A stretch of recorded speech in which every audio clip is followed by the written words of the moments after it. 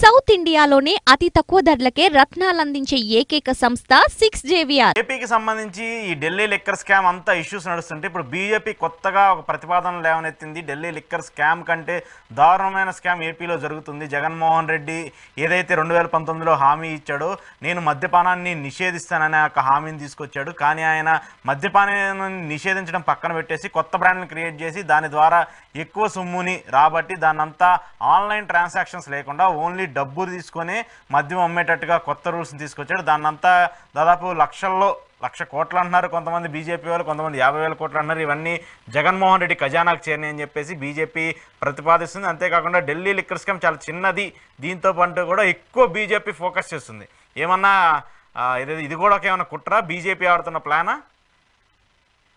సహజంగా ఆంధ్రప్రదేశ్లో మద్యం పైన మద్యం తాగుతున్న వాళ్ళలో వ్యతిరేకత ఉంది. అంటే ఈ బ్రాండ్స్ పైన కావచ్చు, ఇట్లాంటి విషయాలు వ్యతిరేకత ఉంది. బహుశా వాళ్ళని అడ్రస్ చేయడం కోసం ఏమన్నా ఇది మాట్లాడుతున్నాను. కుంభకోణం అంటే అర్థం ఏంటి?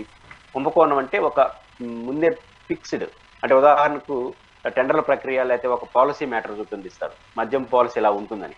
ఆ పాలసీ మ్యాటర్లో ముందే కనుక్కునేసి దానికి అనుగుణంగా వ్యూహాత్మకంగా అడుగులేసి ప్రభుత్వంతో లాభపడే ప్రక్రియ చేసే వాళ్ళని ఈ కుంభకోణాలు అంటారు. ఇప్పుడు అట్లాంటిదే ఇప్పుడు ఏడంగా ఢిల్లీ లిక్కర్ స్కామ్ సంబంధించి.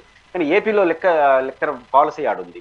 ప్రాథమికంగా వీళ్ళేంటి, ప్రభుత్వ షాపుల ద్వారా అమ్ముతున్నారు, ఉత్పత్తిని కొన్ని ప్రైవేట్ కంపెనీలు చేస్తున్నాయి. వీళ్ళ ఆరోపణ ఏంటి, ప్రైవేట్ కంపెనీలన్నీ వీళ్ళవే, ప్రభుత్వం వీళ్ళు పెట్టుకుంటున్నారు, వీళ్ళే కొంత బ్రాండ్ సృష్టించి వీళ్ళే అమ్ముతున్నారు, వీళ్ళే ప్రభుత్వం ద్వారా వ్యాపారం చేస్తున్నారని. ఇక్కడ కుంభకోణానికి స్కోప్ ఉండదు, ఆర్థిక సంపాదన ఉండొచ్చు. నా పాయింట్ ఏంటంటే కొంతమంది 5 మందో 10 మంది ఇది కావాల్సిన వాళ్ళు మద్యం వ్యాపారస్తులు, అంటే ఉత్పత్తి ప్రొడక్షన్ ఉండే వాళ్ళు ఉంటారు. ప్రభుత్వమే అమ్ముతుంది, ఈరోజు ప్రభుత్వ షాపుల ద్వారానే అమ్ముతున్నారు. కాబట్టి ఆ రేట్ను ఈ రేట్లు చేస్తున్నారు. ఆన్లైన్ ఇవన్నీ కూడా పెద్ద సమస్య రాకపోవచ్చు, వాళ్ళు ఏరే కారణాలతో పెట్టుకోవచ్చు. కానీ నా పాయింట్ ఏంటంటే కుంభకోణం కోణంలో మనం చూడలేము. కానీ దీనివల్ల కొంతమంది లబ్ధి పొంది ఉండొచ్చు, దాన్ని నేను కాదనలేదు. కానీ లబ్ధి పొందడానికి కుంభకోణానికి మధ్య వ్యత్యాసం ఉంది.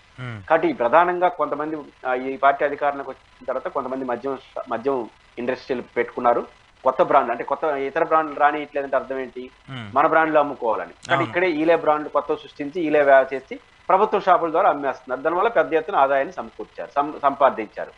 కాబట్టి ఇక్కడ ఇంకా సమస్య ఉంది. ఇప్పుడు బ్రాండ్కి సంబంధించి రేట్లకి అమ్ముతున్న దానికి తేడా ఏం లేదు కదా.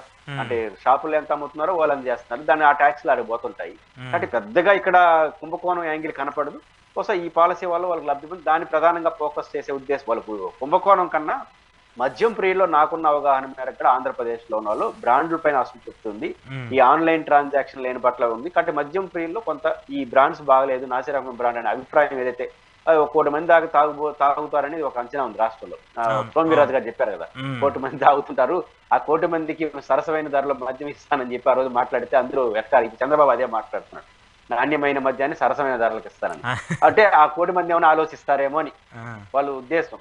కాబట్టి ఇది ఒక రకమైన ఓటింగ్ అడ్రస్ చేయడం తప్ప ఏదో కుట్రలో కోణంలో ఉంటే ఇప్పుడు అదే ఆల్రెడీ మీ పార్టీలో జరిపినాడు కదా.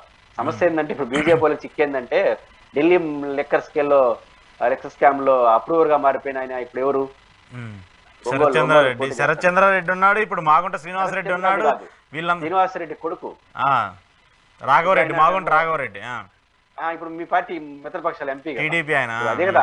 అరవింద్ కేజ్రీవాల్ మొన్న ఢిల్లీలో మాట్లాడింది అదే కదా, మీరే చేర్చుకుంటారు అందుకే అప్రూవ్ గా మార్చుకున్నాను. కాబట్టి ఈ లిక్కర్ల గారికి సంబంధించి మాట్లాడుకుంటే వాళ్ళ మీద గడి చూసుకుంటుంది.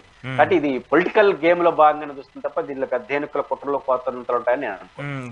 ఏంటి సార్ పాపం ఈ లిక్కర్ సంబంధించి తాగే వాళ్ళ ఓట్ బ్యాంక్ ఏమైనా జగన్మోహన్ రెడ్డికి ఇంపాక్ట్ అవుతుందా? అయితే అసంతృప్తి అయితే ఉంది. అయితే దీంట్లో లిక్కర్లో ఎట్లుంటుందంటే కొంత అసంతృప్తి ఓటింగ్ గా మారేంత స్థాయి కాలేదు, లేకపోతే వీళ్ళు జాగ్రత్తలు తీసుకుంటారు. ఖచ్చితంగా వ్యతిరేకత అయితే ఉంది. అంటే ప్రధాన వ్యతిరేకత ఎక్కడ ఉందంటే కొంత రేట్లు ఎక్కువ అని, రెండోది మాకు కోరిన మద్యం లేదని. ఈ రెండే ప్రధానమైనటువంటి విమర్శలు దీంట్లో ఉన్నాయి. అది ఖచ్చితంగా ఓటింగ్ గా మారేంత రాదు, కానీ అసంతృప్తి అయితే ఉంది. ఇప్పుడు 4-5 కారణాలు జగన్ కి వ్యతిరేకంగా ఉన్నాయనుకోండి, బ్యాలెన్స్ ఉన్నాయనుకోండి. చంద్రబాబు నాయుడుకి ఒకే అభిప్రాయం, నేను మద్యం తాగుతాను అనుకున్నాము, నాకు చంద్రబాబు పట్ల జగన్ పట్ల ఈక్వల్ అభిప్రాయం ఉన్నాను అనుకోండి, అప్పుడు నేను చంద్రబాబు పై మొగ్గు చూపుతా ఈ మద్యం కారణంగా. అట్లాంటి పాత్ర మద్యం ప్రియుల్లో ఉండొచ్చు, కానీ మద్యం కారణంగానే ఓటింగ్ మారే పరిస్థితి ఉంది.